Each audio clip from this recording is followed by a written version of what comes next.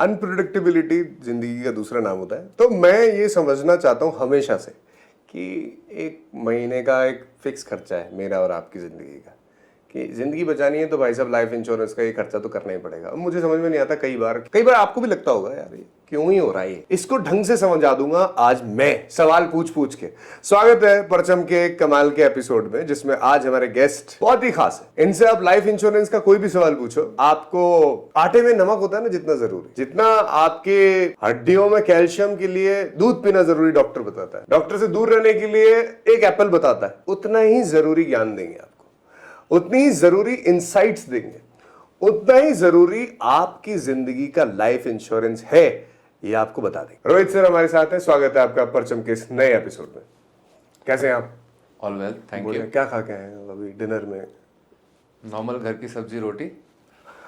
आपके हिसाब से आपके पास में जो रोटी सब्जी के अलावा जिंदगी के जरूरी हिस्सों में माना जाता है कि ये बेसिक नीड्स है, उनमें कौन कौन सी चीजें? हम बचपन से सुनते आए हैं कि जिंदगी की 3 आवश्यकताएं होती हैं, यानी मूलभूत आवश्यकताएं कहा जाता है, रोटी, कपड़ा और मकान। आज के ज़माने में जिस तरीके से चीज़ों की कीमतें बढ़ती जा रही है, जिस तरह से लाइफस्टाइल में चेंजेस आते जा रहे हैं, तो लाइफ इंश्योरेंस एक ऐसी चीज़ है जो रोटी, कपड़ा और मकान के साथ साथ उतनी ही महत्वपूर्ण होती जा रही है। तो मुझे ऐसा लगता है कि रोटी, कपड़ा और मकान के साथ साथ लाइफ इंश्योरेंस होना भी उतना ही ज़रूरी है। ये ऐसी चीज़ है जो आपके साथ, आपके परिवार, जब आप अपने साथ होते हैं, अपने परिवार की जिस तरह से आप देखभाल करते हैं, तो आपके बाद ये आपके परिवार की देखभाल करता है। फ़र्ज़ कीजिए आपके 2 बच्चे हैं और दोनों पढ़ रहे हैं, पढ़ाई कर रहे हैं, तो लाइफ इंश्योरेंस एक ऐसी चीज़ है जो आपका एक अडॉप्टेड चाइल्ड है, जिसे आपने लिया है। और अगर आपके साथ कोई ऐसी दुर्घटना हो जाए जीवन में, अनैच्छिक दुर्घटना समय से पहले, तो ये वो चीज़ है जो आपके परिवार को आपके बाद भी संभालती है, आपके परिवार को जीवन जीने का दूसरा मौका देती है। ये लाइफ इंश्योरेंस है। सबसे बड़ा सवाल सभी लोगों के जो लाइफ इंश्योरेंस के बारे में सुनते हैं, एडवर्टीजमेंट देखते हैं, जो लाइफ इंश्योरेंस ले रहे हैं, लेने से पहले एक सवाल होता है कि ये क्यों ही इम्पोर्टेंट है, व्हाई इट इज इम्पोर्टेंट। अगर हम सोचें, हम अगर अपनी बात करें तो हम एक लाइफस्टाइल जीते हैं। मेरे पास गाड़ी है, अमिताभ बच्चन का एक बहुत पुराना डायलॉग है, अगर आपने सुना हो तो, मेरे पास कपड़ा, मेरे पास गाड़ी, बिल्डिंग, मकान, सब कुछ है। तुम्हारे पास क्या है? तुम्हारे पास क्या है? तो मेरे पास माँ है। मेरे पास बीमा नहीं है जिसकी मुझे ज़रूरत थी। अगर हम 1 से लेकर 26 तक मैथमेटिकली अगर हम काउंट करें तो ABCD में B दूसरे पार्ट पे आता है। तो अगर हम इस तरीके से कैलकुलेट करें तो B माँ, दूसरी माँ।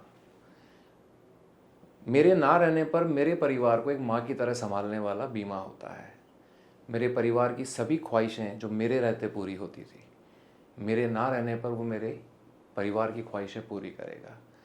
जिस स्कूल में मैं अपने बच्चों को पढ़ाना चाहता था और अभी तक मेरे रहते पढ़ाते आया था, मैं नहीं चाहूँगा कि मेरे ना होने पर मेरे बच्चे छोटी स्कूल में आए।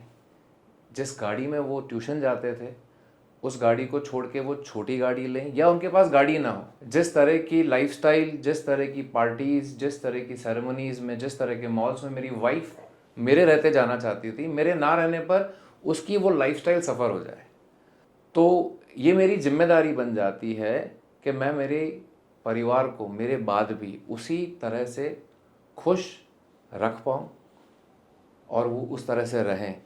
तो कहीं ना कहीं मेरे ना रहने पर मेरी जो आत्मा है, जो ऊपर से मेरे परिवार को देखेगी, जैसा कि हमारे ग्रंथों में कहा गया है कि आत्मा तो अजर अमर है, कहीं ना कहीं तो वो भटकती हुई आत्मा आंसू ना बहाए और मेरे परिवार को देख के खुश हो जाए, तो मैं उनके लिए बीमा लेना पसंद करूंगा। और वो उन्हें मेरे ना रहने पर मेरे परिवार की उसी तरह देखभाल करता है जिस तरीके से मैं रहते हुए करता हूँ। मुझे एक सवाल और आता है कि बीमा लेने से पहले, लाइफ इंश्योरेंस लेने से पहले कितने का लें? कैलकुलेशन जब पैसे पे बैठती है ना तो ये लगता है कि जितना सस्ता मिल जाए ना उतना बढ़िया है, बट इसको किस तरीके से डिफाइन कर सकते हैं हम, वो बताइए कि सेलेक्ट कैसे करें कि हम कितने का बीमा लें? देखिए, बीमा एक ऐसी चीज़ है जो आपकी परिवार की आवश्यकताओं को पूरा करने वाला एक संसाधन है। हम अगर बात करें बीमा कितने का लें, तो ये आपकी ह्यूमन लाइफ वैल्यू एक एक एक कैलकुलेशन होती है, उस पर करता है। उसको अगर हम सामान्य भाषा में अगर बात करें तो कितना पैसा आपके बैंक अकाउंट में है जिसके ब्याज से आपके ना रहने पर आपके परिवार को उतना पैसा मिल जाए जो आपकी आज की इनकम है। फ़र्ज़ कीजिए अगर आप महीने का 50,000 रुपये कमाते हैं तो कितना पैसा आपके बैंक अकाउंट में पड़ा हुआ है जिसका बैंक ब्याज, या फ़र्ज़ कीजिए कि एफडी, अगर उसको हम किसी नेशनलाइज बैंक या प्राइवेट बैंक की एफडी में अगर हम इन्वेस्ट कर दें तो उसका जो रेट ऑफ इंटरेस्ट है वो उतना हो जिससे मेरे रहते जो मेरी मंथली इनकम थी वो मेरी फैमिली तक पहुंच जाए।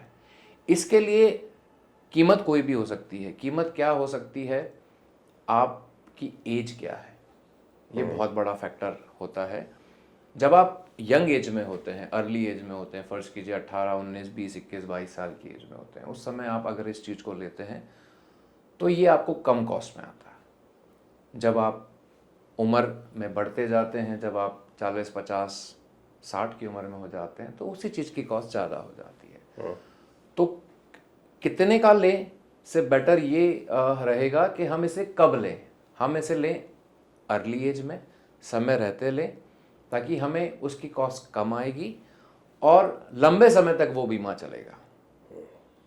कम कॉस्ट में ज़्यादा समय तक आपको बेनिफिट देता है। फर्ज कीजिए मैंने 20 साल में अपना इंश्योरेंस लिया, लाइफ इंश्योरेंस लिया, और उसकी अगर प्रीमियम आता है मान लीजिए 10,000, तो जब तक मैं 60 साल का हो जाऊंगा, मेरा मैच्योर होगी पॉलिसी या प्लान, तो तब तक अगर कंपेयर किया जाए कि मैं 30 साल में लेता हूँ तो उसका अंतर बहुत ज़्यादा होगा। बहुत ज़्यादा नहीं कह सकते हैं क्योंकि अर्ली एजेस में 20 साल और 30 साल का वेरिएशन इतना ज़्यादा नहीं अच्छा, आता। 40 साल में अगर लूंगा 40 साल में जाएंगे तो डबल तक चेंज हो सकता है।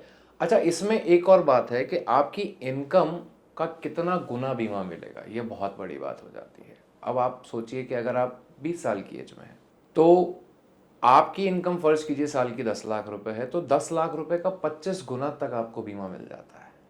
बट जब इसी चीज़ में आप 60 साल की एज में आते हैं और आपकी इनकम 10 लाख रुपए है तो आप 5 गुना से ज़्यादा बीमा नहीं ले सकते। अब सबसे बड़ी बात है कि किस्त ज़्यादा दी, इनकम उतनी ही है, और हमें चाहकर भी हम उतना बीमा नहीं ले पा रहे हैं। अब हमें 1 करोड़ का बीमा लेने के लिए हमारी इनकम कम से कम 20 लाख रुपए होनी चाहिए। जल्दी बीमा लेना आपके लिए बेहतर होता है। बेहतर होगा। मान लीजिए बहुत सारे ऐसे लोग होते हैं, मैं तो इतना कमाता हूँ, मेरे को जरूरत नहीं है, मेरी सेविंग एविंग जो है ना मैं कर लेता हूँ, मेरे 10-20 से आधी तनख्वाह मैं सेव कर लेता हूँ, क्या जरूरत है मेरी। तो अगर मैं इंश्योरेंस नहीं लेता, लाइफ इंश्योरेंस नहीं लेता, तो क्या फायदे हैं? नुकसान तो चलो हम जानते हैं, बता दिया, फायदे क्या है?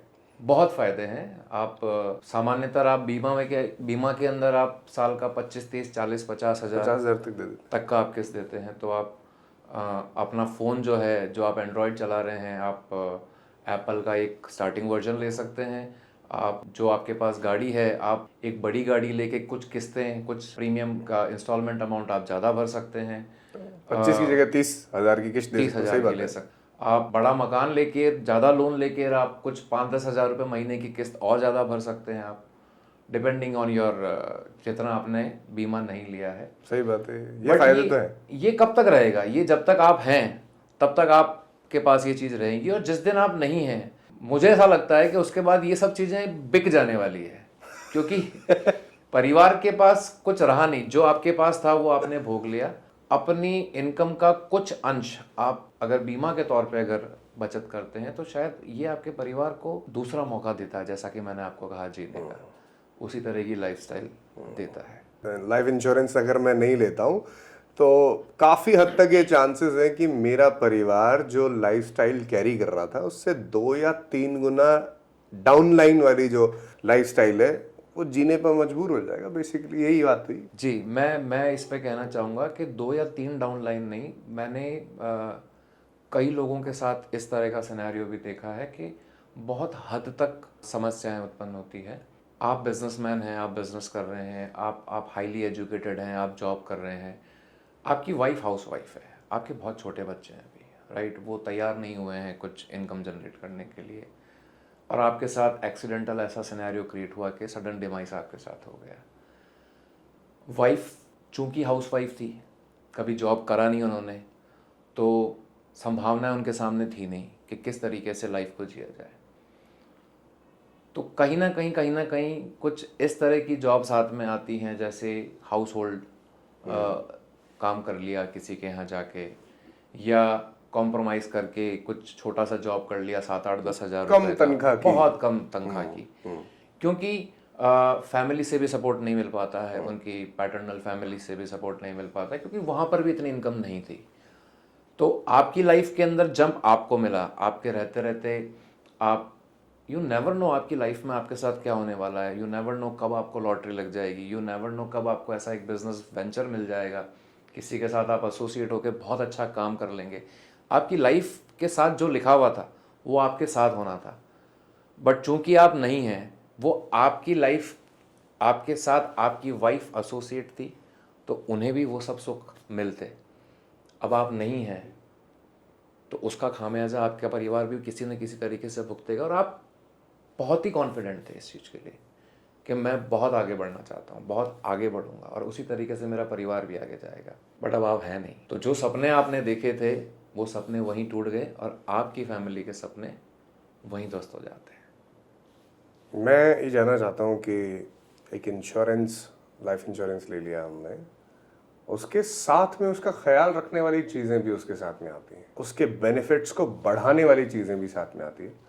उसे क्या बोलते हैं? और क्योंकि मेरा एक फ्रेंड है जो कि बहुत अच्छे बेनिफिट्स के बारे में बात करता है, वो कि लाइफ इंश्योरेंस तो ले लिया बट उसके एक छोटा सा अमाउंट और कटता है उसका, और उससे उसके बेनिफिट बढ़ जाते हैं। वो क्या चीज़ है और कैसे बेनिफिट्स तक बढ़ सकते हैं वो मुझे बताइए, क्योंकि बहुत सारे लोग ऐसे हैं जिन्होंने इतना ही किस्सा सुना है कि लाइफ इंश्योरेंस तो करा रखा है पर थोड़ा सा पैसा और कटता है, पर भाई वो लाइफ इंश्योरेंस इतना जोरदार है, मेरे वाले से तो बढ़िया है, 1000 रुपये ज़्यादा देता है बस वो। बिल्कुल सही बात है आपकी। मैं कहना चाहूँगा कि पैसा कटता नहीं है, पैसा सही जगह इन्वेस्ट हो जाता है। लाइफ इंश्योरेंस आपने लिया तो इसके साथ साथ पैरेलली चलने वाले होते हैं कुछ राइडर्स, जिसमें हम कहते हैं एक्सीडेंटल डेथ बेनिफिट राइडर, पहला पार्ट।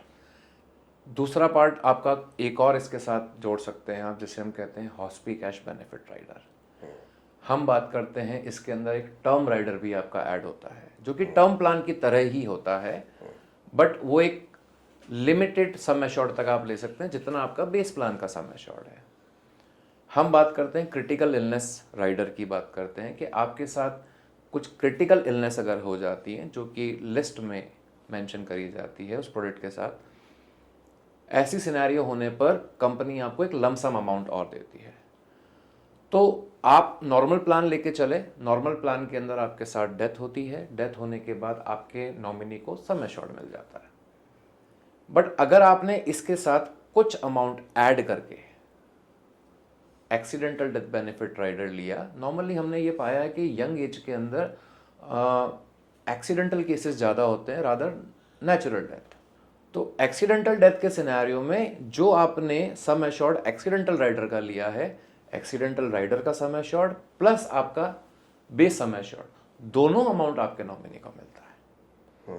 अगर आपको ऐसी कोई क्रिटिकल इलनेस हो जाती है, कैंसर, लीवर, लंग से रिलेटेड, तो आपको lump sum amount critical illness rider के थ्रू मिलता है। आप अगर हॉस्पिटलाइज हो जाते हैं, let's say 24 hours, 48 hours depending on product, आपको पर डे का अलाउंस मिलता है जो आपकी इनकम को सफाइज करता है। तो इस तरीके के जो राइडर्स होते हैं वो आपके प्रोडक्ट को एक टॉपअप की तरह काम करते हैं। जैसे आप पिज्ज़ा के अंदर ऊपर जो आप टॉपअप्स लगाते हैं, टॉपिंग्स लगाते हैं, एग्जैक्टली। तो ये आपके प्रोडक्ट को बड़ा बेहतरीन बनाते हैं और यूज़फुल बना देते हैं। इसलिए आपको राइडर्स के बारे में भी जानकारी होनी चाहिए थी, जो कि हमने इस पॉडकास्ट में परचम पे आपको दे दी। बहुत बहुत धन्यवाद आपका हमसे जुड़ने के लिए और इतनी बढ़िया इंसाइटफुल इन्फॉर्मेशन हमारे साथ में शेयर करने के लिए। बट मेरे पास कुछ सवाल और है। इस पॉडकास्ट के इस एपिसोड में हम इतने ही सवालों के साथ में यहाँ तक आए। अगले कुछ सवाल ऐसे हैं जो सेविंग्स से रिलेटेड है, जैसे कि आपकी सेविंग्स किस तरीके से और बढ़ सकती हैं सिर्फ लाइफ इंश्योरेंस लेकर ही, और आपके जाने के बाद आपकी फैमिली की सेविंग्स कैसे बढ़ सकती हैं वो भी आपको पता लगेगा। सेविंग्स ही कहेंगे इन्वेस्टमेंट के साथ में, कि आप इंश्योरेंस अगर किसी के सामने रखते भी हैं, अगर आप इंश्योरेंस इंडस्ट्री से हैं, तो भी आप किस तरीके की जानकारियां आपको होनी चाहिए जिससे कि आप क्लाइंट के सामने जब जाते हैं, जो मेरे जैसे लोग हैं, मान लीजिए मैं इंश्योरेंस लेना चाहता हूं, तो उसे कितना अच्छे से बेनिफिट दे सकते हैं अपनी सर्विसेज से, वो भी जानकारी आप लेंगे। तो इन एपिसोड्स को मिस मत करना, ये बहुत ही खास है। परचम को सब्सक्राइब करना, ये पॉडकास्ट अच्छा लगा हो तो प्लीज़ लाइक बटन जरूर दबा देना। और बेस्ट चीज़ क्या लगी आपको और आपके सवाल क्या हैं सर से, आप कमेंट में लिख सकते हैं। थैंक यू सो मच, बहुत अच्छा लगा, धन्यवाद। जय माता जी की। मेरा नाम आरजे अभी। धन्यवाद सर। Thank you.